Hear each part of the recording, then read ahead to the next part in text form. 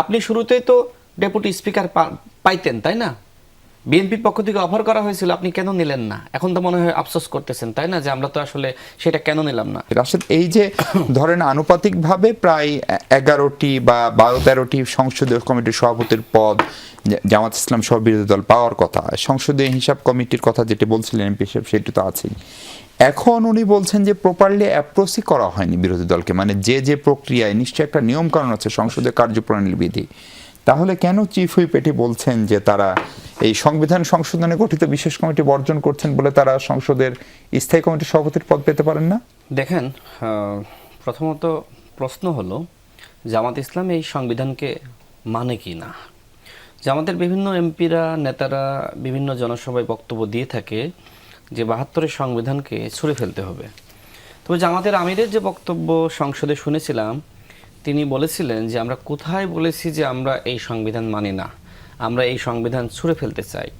তবে তাদের সাথে জোটে আছে এনসিপির নেতারা, সংসদে দাঁড়িয়ে বারবার বলছে 72-এর সংবিধান মানি না, এই সংবিধান ছুঁড়ে ফেলতে হবে। আচ্ছা, যাই হোক, এখন জামাত ইসলাম তার অবস্থান যদি স্পষ্ট করে আগামীকাল থেকে আবার অধিবেশন শুরু হবে, তাহলে আসলে আমাদের বুঝতে সহজ হয়। না, কিন্তু জামাত তো সংবিধান মেনে শপথ নিয়েছে, রাষ্ট্রপতিকে ভোট দিয়েছে। তারা বলে যে আমরা জুলাই জাতীয় সনদ মেনে আমরা শপথ নিয়েছি। তারা বিভিন্ন বক্তব্যে এই তথ্য উত্থাপন করে। আচ্ছা, এবার আসি, দেখেন, এই যে আপনি সংবিধান মেনে সাংবিধানিক প্রক্রিয়ায় আপনি রাষ্ট্রপতির নির্বাচনে অংশ নিয়েছেন, তার মানে কি? তার মানে যদি আপনি রাষ্ট্রপতি নির্বাচনে অংশ নিতে পারেন সাংবিধানিক প্রক্রিয়ায়, তাহলে সাংবিধানিক অন্যান্য প্রক্রিয়ায় আপনি কেন অংশ নেবেন না? সংবিধান সংশোধনী যে কমিটি, সেই কমিটিতে আপনি কেন অংশ নিচ্ছেন না? আবার আজকে দেখলাম যে এই 11 দলীয় জোট তারা প্রেস ব্রিফিং করে বলেছে যে বিভিন্ন যে সংসদীয় কমিটি, সেটার প্রধান আমাদেরকে করতে হবে। আমার প্রশ্ন হলো যে কেন আপনাদেরকে করতে হবে, যেখানে আপনারা সংবিধান মানেন না, আবার কখনো মানেন? আপনাদের অবস্থান স্পষ্ট করেন।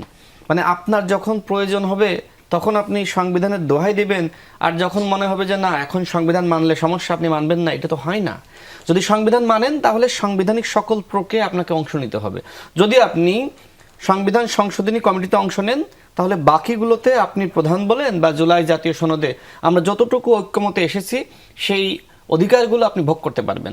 আপনি শুরুতেই তো ডেপুটি স্পিকার পাইতেন, তাই না? বিএনপির পক্ষ থেকে অফার করা হয়েছিল, আপনি কেন নিলেন না? এখন তো মনে হয় আফসোস করতেছেন, তাই না, যে আমরা তো আসলে সেটা কেন নিলাম না।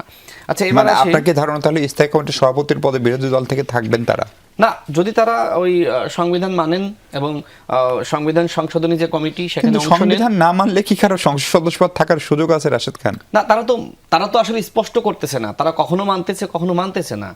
একজন এনসিপির মানে এমপি, তিনি যে সময় সংসদে দাঁড়িয়ে বলেন 72-এর সংবিধানকে ছুঁড়ে ফেলতে হবে, সেই সময় কি তার সংসদ সদস্য পদ নাই? আছে তো। অন্তত এই মুহূর্তে তো আসলে নানানমুখী সংকট রয়েছে, সমস্যা রয়েছে, এর মধ্য দিয়েই তো আসলে আমাদেরকে অতিবাহিত হতে হচ্ছে। আচ্ছা, আমি একটু জামাত ইসলামের যদি অন্য বিষয় নিয়ে আমি কথা বলার সুযোগ পাই, দেখেন, জামাত ইসলাম তার একটি মানে ছায়া সরকার গঠন করেছে এবং সেটি ইতিমধ্যে গণমাধ্যমে এসেছে। আমার কথা হলো যে এই মুহূর্তে তো আসলে 11 দলীয় ঐক্যজোট, তাহলে জামাতের ছায়া সরকারে এনসিপি কেন আউট? কেন এবি পার্টি নাই? কেন অন্য দল নাই? এই পার্টি তো সংসদে নাই। না, সংসদে তো আপনার ওই যে আইনমন্ত্রী যাকে বানিয়েছে সংসদে শিশির সাহেব, ভাইও নাই। হ্যাঁ, জি। আমি তো রাশেদ ভাইও তো সংসদে আমি নাই, তো কিন্তু প্রধানমন্ত্রীর বিশেষ সহকারী, মানে রাজনৈতিক সহকারী, সেটা তো ভিন্ন প্রেক্ষাপট। কিন্তু আমার কথা হলো যে সংসদে তো আপনার ওই যে আজাদ ভাইও নাই, সেটা স্বরাষ্ট্রমন্ত্রী হয়েছে। না, সেটা তো টেকনোক্র্যাট কোটায় আপনার বানিয়েছেন, আপনার ডক্টর খলিলকে বানিয়েছেন টেকনোক্র্যাট কোটায়, হুমায়ুন সাহেবকে বানিয়েছেন। তো টেকনোক্র্যাট 10% তো বিধান তাদেরকে আছে। বানাতে পারতো। জি, অন্যান্য যারা আছে তাদেরকে তো বানানো যেত। আমার প্রশ্ন হলো যে জামাত ইসলাম যদি কখনো ক্ষমতায় যায়, তাদের সরকার গঠন, সরকার পরিচালনা কেমন হবে, এই ছায়া সরকার মোটামুটি একটি ধারণা দিয়েছে। দেখেন, আবরার ফাহাদের খুনিদের আইনজীবীকে আইনমন্ত্রী বানানো হয়েছে, ছায়া আইনমন্ত্রী, এবং এটি নিয়ে আবরার ফাহাদের ভাই তিনি প্রতিবাদ জানিয়েছেন যে জামাত ইসলাম আমার ভাইয়ের খুনিদের যিনি আইনজীবী ছিলেন তাকে আইনমন্ত্রী বানিয়েছে, আইনের শাসন কায়েম করবে এইভাবে জামাত ইসলাম। এরপরে দেখেন জামাতের কিন্তু এই আরেকজন শ্যাডো ক্যাবিনেট দিয়ে তো রাষ্ট্র ক্ষমতা পরিবর্তন হচ্ছে না না এটা তো একটা পরিবর্তনের বিষয় এটা না, একটা বিষয়টা প্রতীকী হলো জিনিস। মনস্তাত্ত্বিক বিষয় জি। যে আমি আপনি রাসেল কাদেরকে clear করতে সেখানে পারি, জায়গা 30 করছেন সময় জি। দেন না, আপনি ক্লিয়ার করেন, জি, নোট আপনি করেন একটু প্লিজ। clear করেন। আমি জি। যদি ভাই একটু সুযোগ দিয়েছে যে জি। বলি। আচ্ছা বলেন। এটা হলো ছায়া সরকার, সেখানে আমারও ছবি দেখলাম, নাম দেখলাম। আপনি ক্রীড়া প্রতিমন্ত্রী, যাই হোক, ক্রীড়ামন্ত্রী, যুব দেখলাম আর ক্রীড়া। কি। এই তথ্য কোথায় পাইছে, এটার ভ্যালিডিটি কি, জামাতের পক্ষ থেকে কোথাও কোথাও বলা হয়েছে কিনা, বা এরকম জামাতের অফিসিয়াল ফেসবুক পেজ বা ফেসবুক কোথাও আছে? পেজ, ওই ওয়েবসাইট আছে, জামাত ইসলামী নিয়মিত ব্রিফিং করে। আজকেও আমি স্থায়ী কমিটির একটা বৈঠক ছিল জামাত ইসলাম, স্থায়ী কমিটি বলতে নির্বাহী কমিটি বলে, জি। সেখানে তারপরে বেশ কিছু সাংবাদিক দেখেছি। আমি তাদেরকে জিজ্ঞেস, আপনারা এই তালিকা কোথায় পেলেন? কারণ ঢোকার সাথে সাথে কয়েকজন সেই সাংবাদিকরা জিজ্ঞেস করতে, কি খবর মন্ত্রী মহোদয়, কেমন আছেন? বলে এই কোথায় পেলেন এই তথ্য?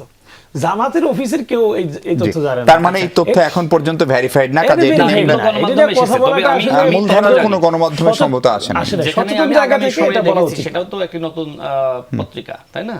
তো দেখেন, এখন যেহেতু ভাই মৌখিকভাবে প্রতিবাদ জানাচ্ছেন, জামাতের আমির তিনি কিন্তু এখনো পর্যন্ত প্রতিবাদ জানাননি, অফিসিয়ালি এটার প্রতিবাদ জানাননি। তার মানে এই ধরনের একটি লিস্ট গণমাধ্যমের কাছে গিয়েছে। না, সেটা তো যেকোনো জামাত মাধ্যমে হোক। ইসলাম বরাবরই বলে আসছে তার একটি শ্যাডো ক্যাবিনেট করবে, Exactly. সেটার হয়তো প্রক্রিয়া না, চলছে। সেখানে আমার এখন আরো ধরেন প্রশ্ন এরকম আছে। খবরও তো বেরিয়েছিল যে শহীদুদ্দিন চৌধুরী আইনি স্বরাষ্ট্রমন্ত্রী কেউ কেউ তাকে অভিনন্দন জানিয়েছে, কিন্তু এরকম কোনো প্রজ্ঞাপন তো হয়নি। না, সালাউদ্দিন সাহেব স্থানীয় সরকার মন্ত্রী, সেটা তো হয়নি।